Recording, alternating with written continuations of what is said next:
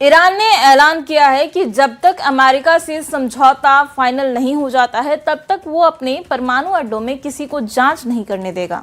इससे बढ़ के अमेरिका ने धमकी दी है कि अगर ईरान ने हॉर्मुज में टोल वसूली शुरू की तो बातचीत फौरन बंद कर दी जाएगी। इधर खाड़ी देशों में अमेरिका ईरान समझौते से खलबली मची हुई है क्योंकि ईरान के पास मिसाइल फायर पावर बढ़ाने का लाइसेंस ट्रंप ने दे दिया है।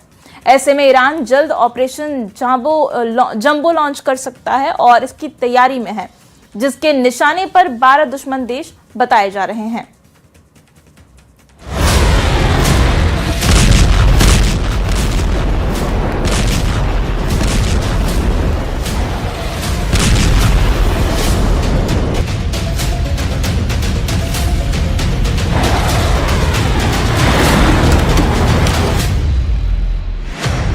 यहां दिन रात 24 घंटे ऑपरेशन हो रहा है।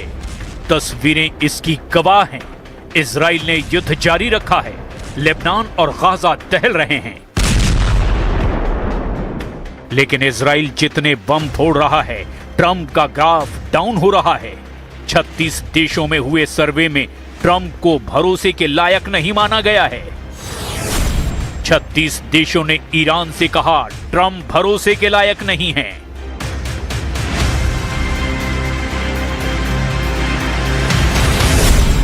ग्लोबल सर्वे देखकर मुस्तफा का दिमाग भन्नाया।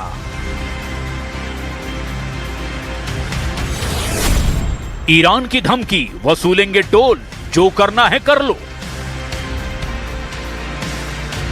युद्ध हो गया, सीज फायर हो गया और फिर समझौते पर दस्तखत भी हो गए। लेकिन अमेरिका ईरान के बीच रत्ती भर भरोसा नहीं। दोनों तरफ डाउट ही डाउट है।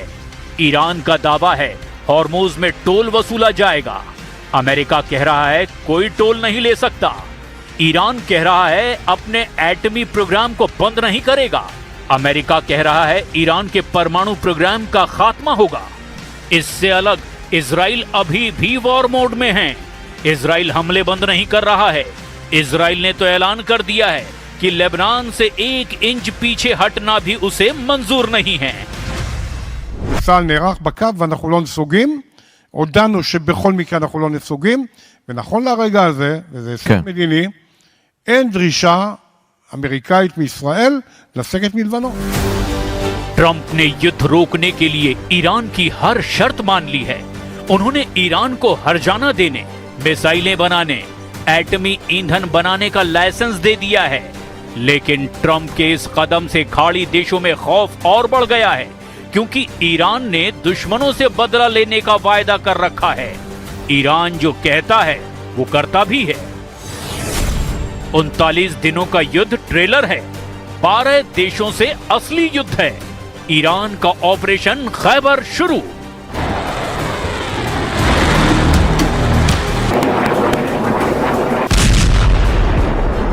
अभी तक तो सिर्फ आजमाइश थी।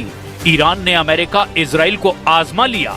अब बारी उनकी है, जिन्होंने ईरान को धोखा दिया, जिन्होंने ईरान के सुप्रीम लीडर को खतरा कहा, जिन्होंने अमेरिका, इजराइल को ईरान पर हमला करने के लिए भड़काया। उनके खिलाफ रिवोल्यूशनरी लड़ाके ऑपरेशन फतेह खैबर रिपीट करने वाले हैं। फतेह खैबर का पहला राउंड 1 मार्च 2025 को देखा गया था। तब ईरान ने 12 देशों को एक साथ मिसाइलों से दहलाया था।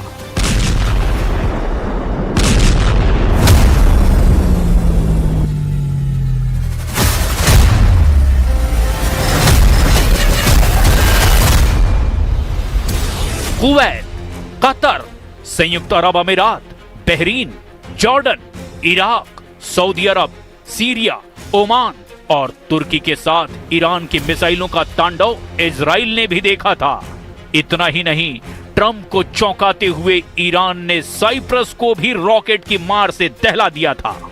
ईरान का थ्रेट लेवल बढ़ने के बाद अमेरिका एक्शन में आ गया है। अमेरिकी विदेश मंत्री मार्को रूबियो खाड़ी देशों में तूफानी दौरा शुरू कर चुके हैं। रूबियो ने दावा किया कि अमेरिका अपने सहयोगियों की सिक्योरिटी की गारंटी लेगा। हालांकि उन्होंने ईरान के खतरे को खारिज नहीं किया है। रूबियो मानते हैं कि अमेरिका एक गलती करेगा तो खाड़ी में बारूद फटने लगेगा।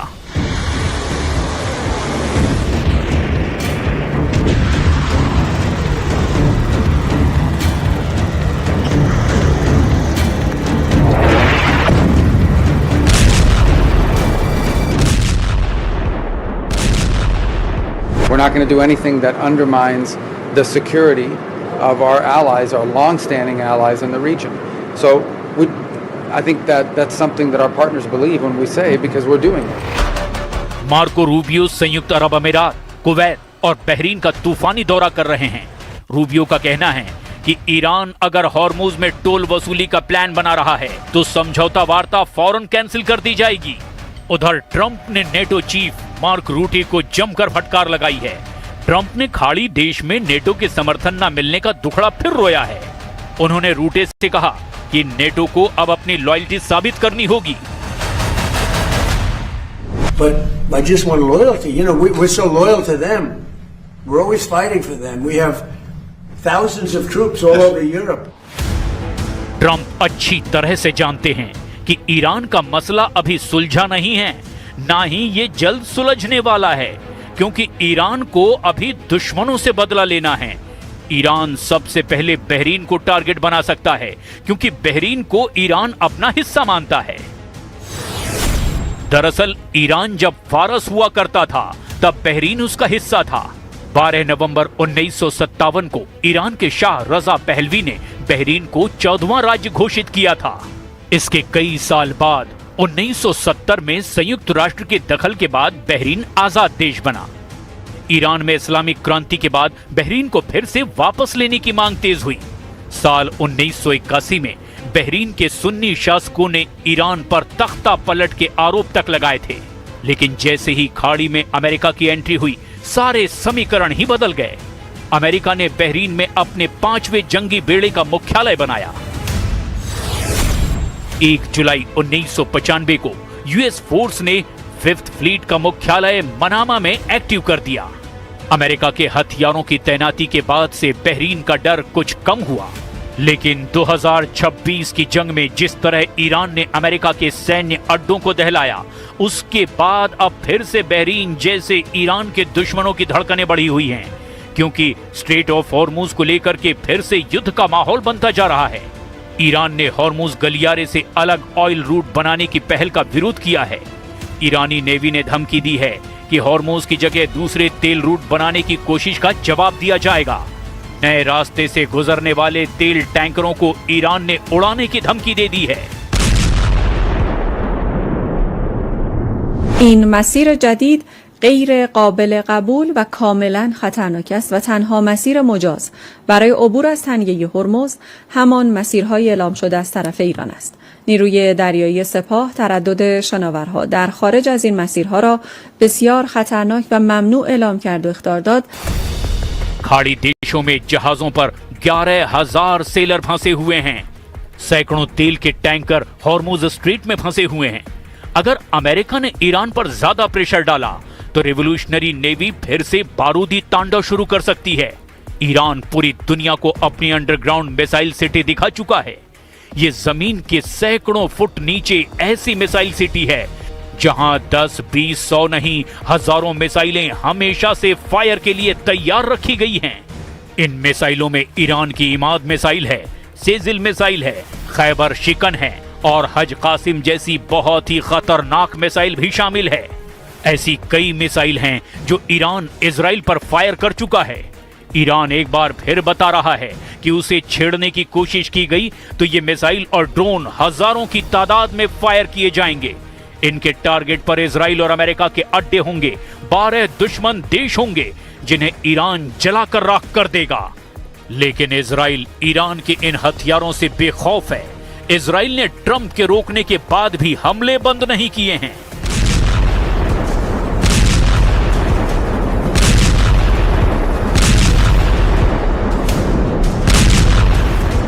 इजराइल ने लेबनान और गाजा में अब तक जो बमबारी की है, उसके जरिए नेतन्याहू ने यह भी दिखाने की कोशिश की है कि उनके बम कितने ज्यादा खतरनाक हैं।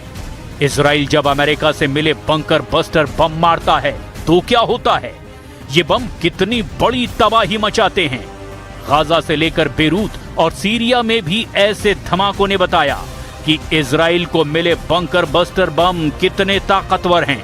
लेकिन ऐसी बमबारी करने से पहले नेतन्याहू को ट्रंप का हाल देखना चाहिए।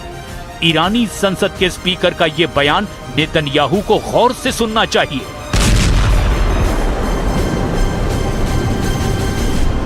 بر یک ملت متمدن صرف نظر کرده و حقوق ما را بپذیرد. به همین جهت یادداشت تفاهم اسلام آباد ईरान ने जब सुपर पावर का गुरूर तोड़ दिया है तो इजराइल की बिसात ही क्या है। अब तो ईरान पहले से कहीं ज्यादा मजबूती से युद्ध में उतरने वाला है। ईरान ने अपने मिसाइलों की धार को और तेज कर दिया, साथ ही डिफेंस सिस्टम पर भी जबरदस्त काम किया है। ईरान ने डिफेंस पावर शो को कई एंगल से दिखा रखा है। ये है ईरान की बहुत ही खतरनाक air defence missile Babur 373। Babur 373 की रेंज 200 किलोमीटर से भी ज्यादा है।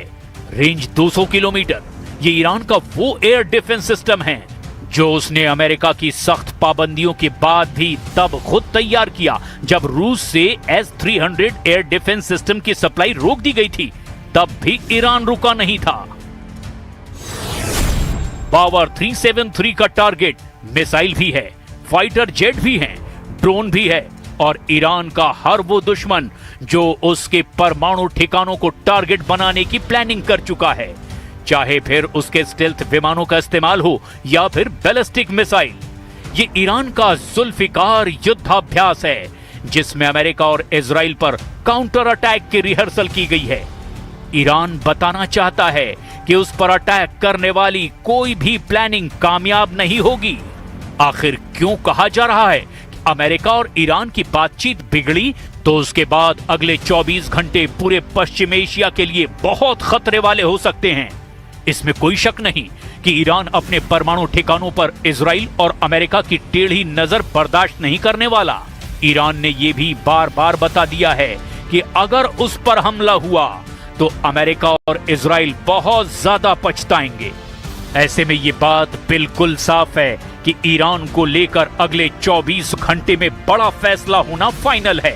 अब सवाल ये कि ईरान पर यह फैसला खुद डोनाल्ड ट्रंप लेंगे या फैसला तेल अवीव में होगा और ट्रंप सिर्फ इसे लागू करेंगे। अगले 24 घंटे ना सिर्फ पश्चिम एशिया बल्कि पूरी दुनिया के लिए बहुत अहम होने जा रहे हैं।